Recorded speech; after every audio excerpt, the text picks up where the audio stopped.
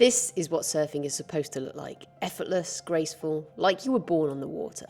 And this is me. I can't swim, I'm terrified of drowning, but I just accepted a dare to learn to surf, so here we are. My friends dared me to learn to surf at this incredible man-made surf lake in Bristol, the Wave. Now, if you've watched my wild swimming video, you'll know that water and I, well, we have a complicated relationship. I'm genuinely terrified of drowning. My swimming is absolutely horrendous, but something about this challenge I just couldn't say no to. Look at this place though, it's incredible.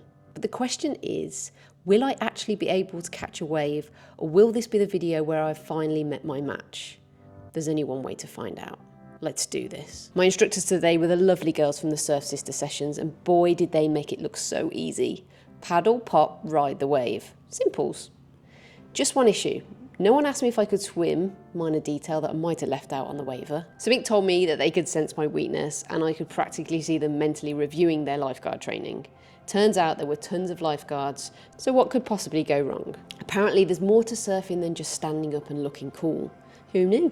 First lesson, body positioning and timing. It's a good job I have the coordination of a dying giraffe. This is going brilliantly. I'm like a confused seal with commitment issues. So then there's the pop-up, going from lying down to standing in one smooth motion. In theory, it sounds simple. In practice, well, I look like I'm having some sort of interpretive dance breakdown.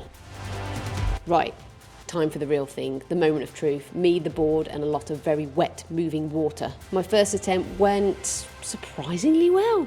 Absolute beginner's luck. And my heart was pounding. Yes, now I know it took me a whole wave to actually get up, but that's a win. Only that was where the story ended, in pure completed it mate style. Nope, the next 90 minutes were spent swallowing as much water as I could, hydrating myself for the foreseeable future.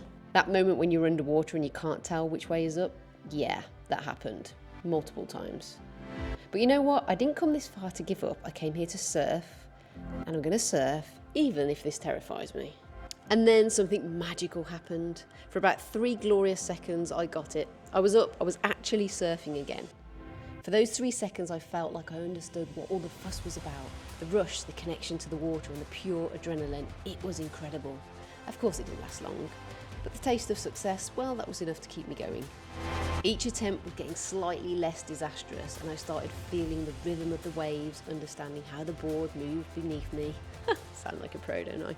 Something was clicking. My instructor was actually starting to look less worried about having to fish my lifeless body out of the water. Even the other surfers were starting to cheer me on, and that's something beautiful about the surfing community. They generally want to see everyone succeed. The wipeouts were still happening, but they weren't scaring me as much. I was learning to fall safely and not to panic when I was under the water. Everything slowed down. The noise of the water, the shouts of encouragement, even my own heartbeat. What happened next? Well, you can see for yourself. I can't believe I just did that. My whole body is shaking, my heart is pounding, but I'm alive. More than alive, I'm buzzing. You know, just like the wild swimming, there's something about facing your deepest fears that just makes you feel incredible. Terrified, but incredible. I learned that sometimes the things that scare us the most are exactly the things we need to do. Will I become a professional surfer? Absolutely not. Will I do this again? You know what? I actually think I might. And honestly, I'm already thinking about what dare to accept next. There may be something on dry land this time. She who dares wins.